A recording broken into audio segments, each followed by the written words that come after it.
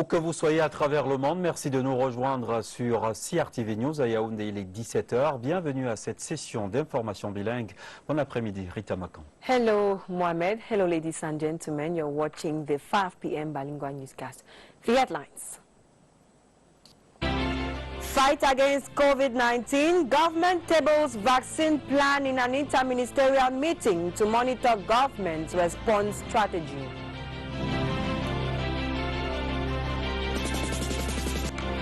Elles sont nombreuses à briser le plafond de verre, bien qu'il faille pour beaucoup d'entre elles jouer des coudes pour s'imposer. Leur situation ne cesse de progresser. Ministres, entrepreneurs, chefs d'entreprise, artistes, les figures du leadership féminin dans ce journal. Out of the country, the Supreme Court of the Republic of Chad publishes a list of 9 candidates to run for the April 11 presidential election.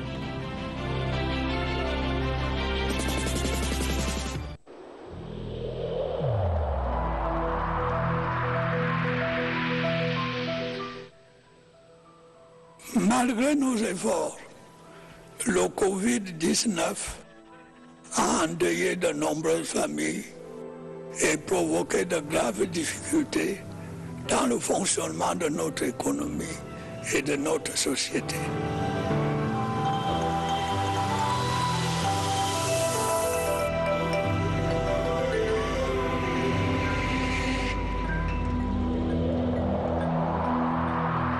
Thanks for joining us. Mohamed, you say vaccine plan has been discussed today in Yaoundé. Tout à fait, Rita. Ouvrons ce journal par une interrogation. Faut-il envisager l'option du vaccin pour confiner le coronavirus au Cameroun? La question, vous l'avez dit, était en débat depuis ce matin à l'immeuble Étoile. La réunion interministérielle présidée par le Premier ministre Joseph Dion Ngouté faisait également le point sur la situation épidémiologique au Cameroun, le suivi des restrictions sanitaires et une campagne de vaccination annoncée pour la fin du mois de mars. Le comité scientifique présidé par le ministre de la Santé publique se chargera de déterminer les différentes cibles prioritaires et le type de vaccin adapté à notre contexte. Tendons à présent l'oreille aux problèmes de surdité des enfants. L'école spécialisée pour déficients auditifs de Yaoundé ouvre ses portes au public. C'était ce jour à la faveur de la journée mondiale de l'audition qui se célèbre avec un décalage d'un jour au Cameroun. L'événement a pour thème soins auditifs pour tous. Selon une récente étude de l'OMS, une personne sur 4 aura des problèmes de surdité d'ici 2050. Comment exclure définitivement des campus scolaires? Les déviances, les dérives de tout genre écrivent chaque jour leur page à l'école avec à la clé de nombreuses victimes. À Yaoundé, une quarantaine d'élèves issus de 3 établissements ont été mis aux arrêts et présentés devant le parquet pour délinquance aggravée. Je vous propose de regarder ces quelques réactions des formateurs et autorités administratives. Derrière ces frappes ou alors ces opérations coup de poing comme faisant également partie de la sensibilisation, parce qu'à partir des actions menées par les forces de maintien de l'ordre, nous arrivons à dissuader ceux qui voudraient se retrouver dans ces mêmes situations. En réalité, c'est des enfants qui viennent de l'extérieur, qui arborent la tenue de nos élèves et qui s'infiltrent donc dans l'établissement. Quand un enfant commence à avoir des tâches d'assiduité, l'enfant se met déjà un peu à marge de la discipline et c'est le premier élément qui nous permet d'identifier que cet enfant a des problèmes. Lors des levées de couleur, nous sensibilisons les élèves. Pour les drogues, ça a un peu baissé. D'entre eux qui seront passibles des infractions de trafic de stupéfiants, consommation de stupéfiants, encourant les peines prévues par la loi de 97/019 sur le trafic des stupéfiants. Let's go over to the Star Building where members of the Interministerial Committee to monitor the government response strategy against the COVID-19 pandemic have met today in Yaoundé.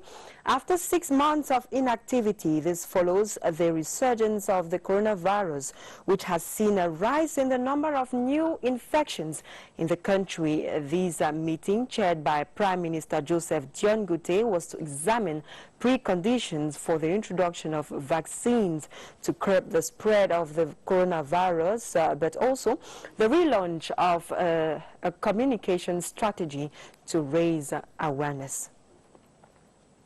Reports from the Northwest Public Health Delegation indicate that close to 2,000 people in the region have been infected with the coronavirus since its outbreak a year ago. The population there is said to have a nonchalant attitude vis-à-vis the respect of barrier measures against the virus, despite the increase in the number of positive cases. Karin Tosam now describes the atmosphere in the Northwest region, precisely in Bamenda.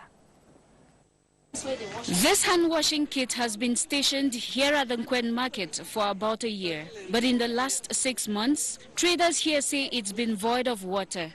Since we used up the water initially filled in this tank, it's been empty. I've never put water, and this thing is destroying us here because it's even giving us more sickness. Children that are coming, dragging the tap with their mouth, taking the water that makes 6 months here, that have never changed. There's no water to wash hands. A situation complicated across the city by the recent chronic water scarcity. We used to have buckets here before, but now everyone in the market has abandoned hand washing. At the administrative unit, upstation Bamenda, where the water scarcity is said to be more intense, anti-COVID items appear more decorative than purposeful. A recent meeting between some traders and city council officials at the entrance of the Bamenda main market gave the impression that the COVID-19 pandemic is over, a mentality responsible for the skyrocketing cases of the pandemic in the region. The governor of the South region, Felix Ngelengele, has called on the clergy and transport officials in the region to intensify the application of barrier measures in churches and the transport sector. Derek Alengwe reports that the meeting comes at a time when the second wave of the virus is causing effects in the South region. His report. 100 persons out of 1,592 on whom COVID-19 tests were conducted in the last week of February have been declared positive. The figures are frightening, justifying the need for the meeting convened by Governor Felix Ngelengele. We called the clergy of our region to engage themselves in the fight against COVID-19. The mosque, in all the church houses, all the people who are entering churches, they should wear their mask and they should wash their hands at the entrance of each church, because we believe that inside these churches we have people who are getting contaminated. The clergy, who have admitted being a little relaxed as regards the respect of the barrier measures, have promised to intensify sensitization campaigns and the strict implementation of COVID-19 preventive measures. We have taken the engagement to review all the preventive measures and apply them every Sunday and during all our religious meetings, be it funeral ceremonies and other celebrations. We'll pass across the message as well. In the same vein, bearing the same message, Felix Ngelengele challenged transport authorities to call to other taxi drivers and bike riders as regards the respect of barrier measures in view of eradicating the cankerworm.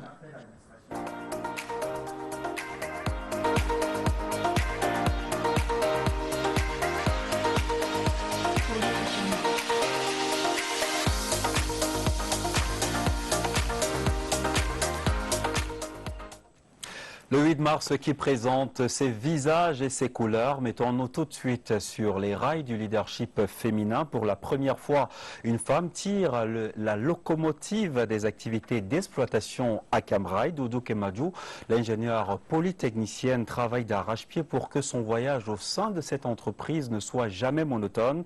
Carlette Esso a embarqué dans le train de ses 16 années d'expérience. Débarquement à bon port à la gare ferroviaire de Yaoundé.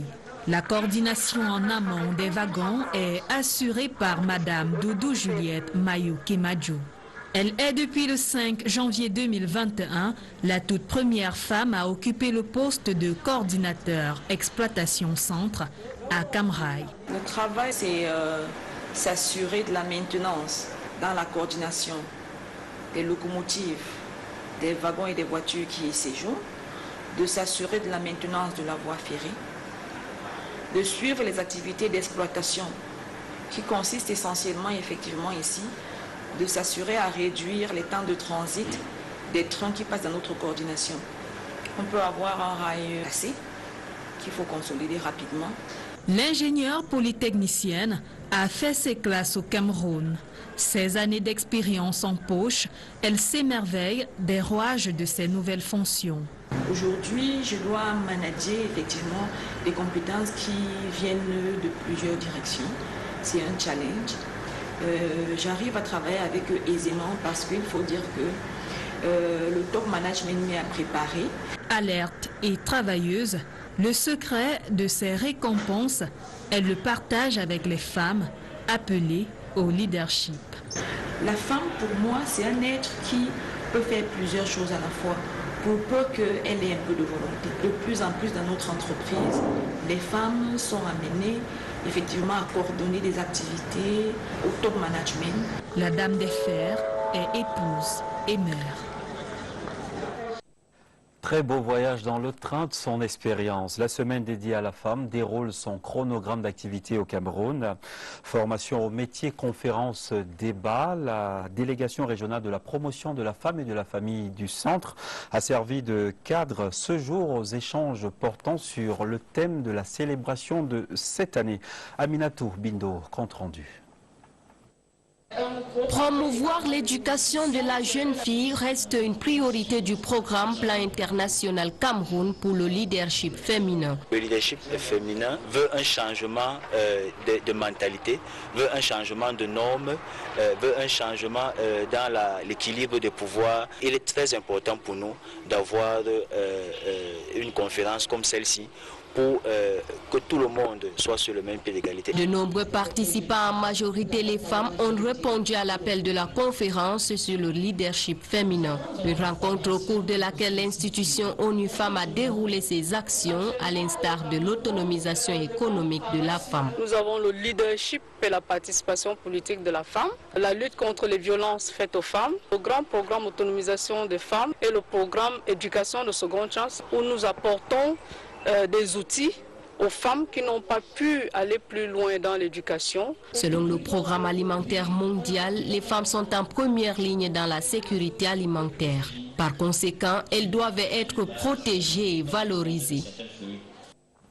Et dans les marchés de la capitale Yaoundé, l'ambiance est quelque peu morose. La faute semble-t-il au Covid-19. La crise sanitaire, reconnaissent les vendeuses du marché mokoloa, un impact sur la fabrication et la commercialisation des accessoires dédiés à la Journée internationale de la femme. Elles se sont confiées à Amina Abiba. Les femmes ne doivent pas défiler cette année. Donc c'est pour ça que nous, on n'a pas travaillé, on n'a pas beaucoup de travail cette année. Donc j'ai quand même fait seulement 3 chapeaux, pourtant que les autres années, j'ai fait souvent 500, 400, 300, 100 chapeaux. Le ministère, les RDPC, tous les autres côtés viennent souvent, comme ils sont nombreux là. Nous on fait beaucoup de chapeaux. On ne repose même pas, mais cette année, rien vraiment. Les chapeaux ne passent pas, on ne paye pas le 8 mars cette année. Parce qu'il y a le Covid-19. Cette année, les chapeaux ne bougent pas. Les cabas des femmes, ils ne payent pas. Le 8 mars, ça ne passe pas au marché. Nous, on ne travaille même pas les chapeaux. C'est grave cette année. Cette année, je n'ai pas fait le chapeau avec le 8 mars parce que la maladie coronavirus a tout dérangé. Ça fait que les ministères n'ont pas passé les commandes. Et puis ça nous dérange vraiment parce qu'à partir de ça, on a avec des programmes. Donc maintenant, nous sommes très fâchés même parce qu'on n'a pas pu avoir un peu d'argent. Même sans chapeau, nous vous aimons. Femmes et sport font équipe. Elles revendiquent l'activité physique pour une célébration réussie. Elles étaient une centaine à tutoyer le mont et l'Omdem et celui de la Meufou à Kono. Un moment de communion et de tourisme raconté par Merlin Kamla. Il fallait bien réveiller les muscles qui seront sollicités pendant la rude épreuve d'endurance à la conquête du mont Elundem. 1159 mètres de colline, avalés par ces braves dames de l'Association des femmes de Bankomo, en prélude à l'édition 2021 de la Journée internationale de la femme. On a deux objectifs. Le premier, c'est de découvrir une richesse que nous avons en Bankomo, qui est le mont Elundem. Le deuxième aspect, c'est la santé, l'environnement, qu'on commence à faire des activités en plein air. Des heures d'excursion au sein de la nature, non sans effort physique, mais pas de quoi balayer la joie de la découverte. C'est la première fois que je prends le mont Elundem. Nous nous sommes baignés de la nature et nous avons repris de l'énergie. Nous avons beaucoup transpiré et déjà nous sommes partis du bas vers le haut tout ensemble. De retour à la sous-préfecture de Bankomo, où tout a commencé, cette association a promis de mener des campagnes de sensibilisation et d'éducation en relation avec le 8 mars pour remplir le tableau des activités à mener. Apart from physical health, we also talk of the spiritual health. Women in the Northwest region have been urged to change their mindset as Christians and promote the values of peace for tranquility to return to the Northwest region. The message was delivered by the Metropolitan Archbishop of the Bamenda Archdiocese, His Grace Andrew Nkea, during a special mass at the Big Mancon Cathedral in their honor. Mabel Mekemdi Sakem reports.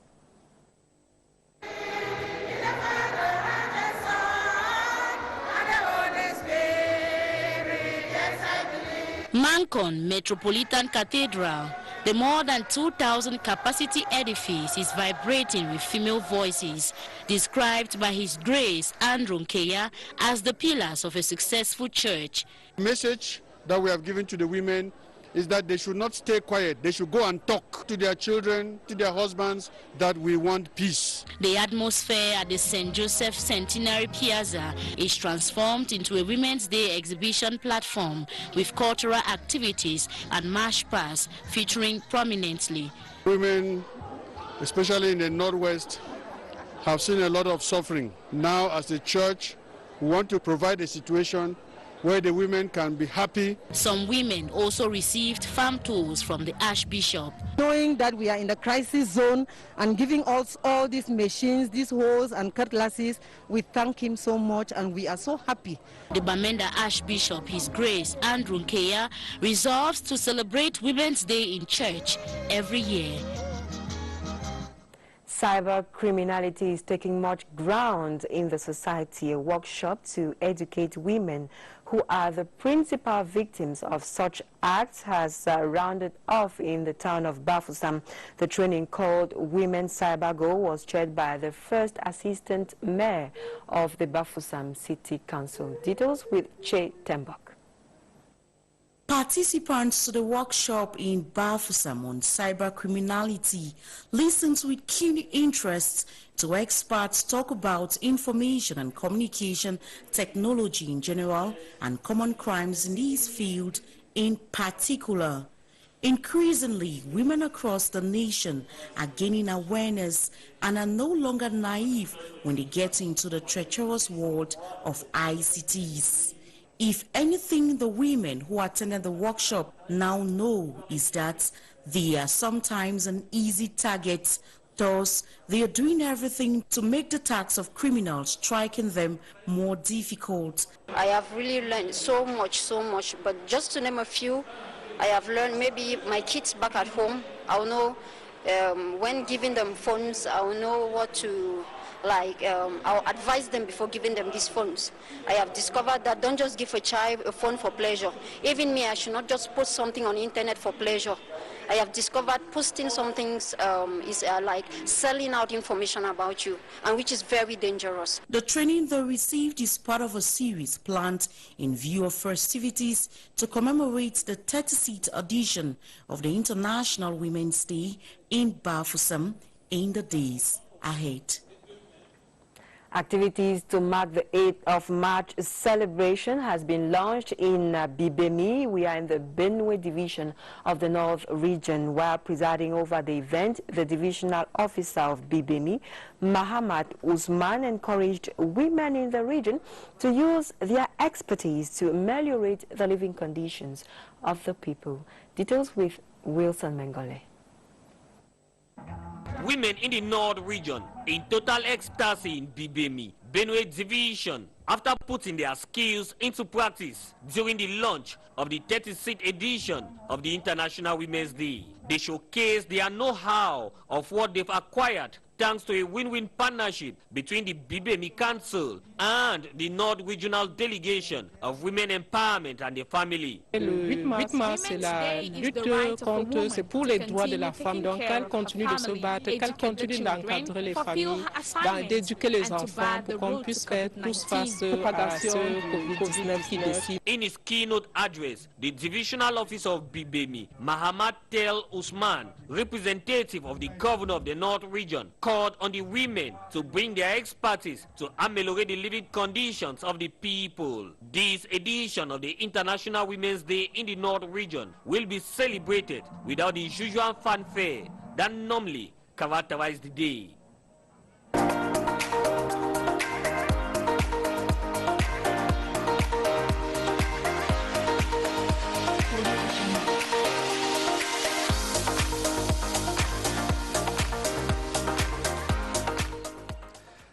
Dans la suite du journal, on parle économie, exonération des droits et taxes sur les équipements agricoles au Cameroun. La mesure est entrée en vigueur depuis le 1er janvier 2021. A-t-elle un impact sur les accords de partenariat économique? Esquisse de réponse avec Yvonne Gaël-Avebeu. La levée des taxes et droits de douane sur les importations d'équipements et intrants agricoles se rapproche de la suppression immédiate des droits de douane sur les produits originaires des pays signataires entrant dans l'Union européenne. Prévu dans les accords de partenariat économique en l'état actuel, l'APE et cette nouvelle mesure de la douane ont un impact potentiel sur les recettes de l'État à coup sûr. Ces accords qui portent uniquement sur la réduction et la suspension des droits de douane sur les biens et non sur les services permettent la mise en place des mesures de sauvegarde multilatérales temporaires en faveur des pays de l'Afrique, des Caraïbes et du Pacifique en sous-développement. La nouvelle mesure de la Direction générale de la douane camerounaise, mentionnée dans la loi de finances 2021, vient quant à elle accompagner le secteur de l'agriculture, maillon fort de l'économie camerounaise, pour un meilleur développement de ce secteur au Cameroun. À présent, jetons-nous à l'eau à la rencontre d'une championne de la natation à la force de ses bras, Lisa Kafak, autant pour moi, s'est imposée au Cameroun. La jeune championne en titre rêve grand. Monique Félicité-Thuen a fait une plongée dans sa vie. Elle est rentrée en contact avec l'eau dès l'âge de 2 ans. Depuis 2014, Lisa Jessica Kafak-Ngeli est la meilleure nageuse du Cameroun. Mon papa avait pour habitude de m'amener à la piscine avec lui. Donc du coup, je prends goût et au fur et à mesure, je commence à faire des compétitions. Je gagne des médailles, vice-champion du Cameroun et puis champion du Cameroun. Et puis je représente la fédération camerounaise de natation devant le chef de l'État pendant 4 ans successifs. Corps athlétique et tête pleine, la superstar de la natation féminine du Cameroun vit à Douala. Elle combine sport et études. Je suis du signe astrologie Lion et puis je suis très ambitieuse. Je fais un master en digital marketing. À la base, j'ai d'abord un BTS en gestion d'entreprise, une licence en gestion d'entreprise et maintenant je suis dans le marketing digital. Choisie parmi les candidates à l'élection Miss Lyon 2021, elle porte un message. Beaucoup considèrent celles qui sont aptes aux activités physiques comme étant des garçons manqués. Par ailleurs, je participe au concours Miss Lyon pour promouvoir la beauté féminine et de démontrer à la nation tout entière qu'une femme peut être à la fois belle et sportive. Au Cameroun, l'on compte moins de 10 athlètes seniors dames en natation, une discipline en quête de vulgarisation. Pas de FENASCO Ligue B cette année. Instruction du Premier ministre. Le chef du gouvernement évoque la résurgence de la pandémie à coronavirus en milieu jeune. Par la même occasion, Joseph Dion Gouté demande au ministre de l'Éducation de base en charge de l'organisation de ce rendez-vous sportif de faire respecter les mesures barrières sur les différents campus scolaires. Et dans la suite du journal Rita, on parle étranger, élection présidentielle au Tchad. Effectively, Mohamed, out of the country, the Supreme Court of the Republic of Chad has published a list of 9 candidates to compete for the April 11 presidential election. The court rejected 7 candidacies and accepted 10, including that of Saleh Kebzabo, main opponent and historic rival of outgoing President Idriss Déby Itno. Saleh Kebzabo, however, announced on Monday that he was withdrawing his candidature from the April votes, denouncing what he says is an obvious militarization of the political climate. Retour à Yaoundé au Cameroun, c'est la fin de ce journal. Merci madame, monsieur de nous avoir suivis. Prochain rendez-vous avec l'actualité, c'est tout à l'heure à 18 h et c'est une présentation de Rita Makan. Effectively, take the appointment, 6 p.m.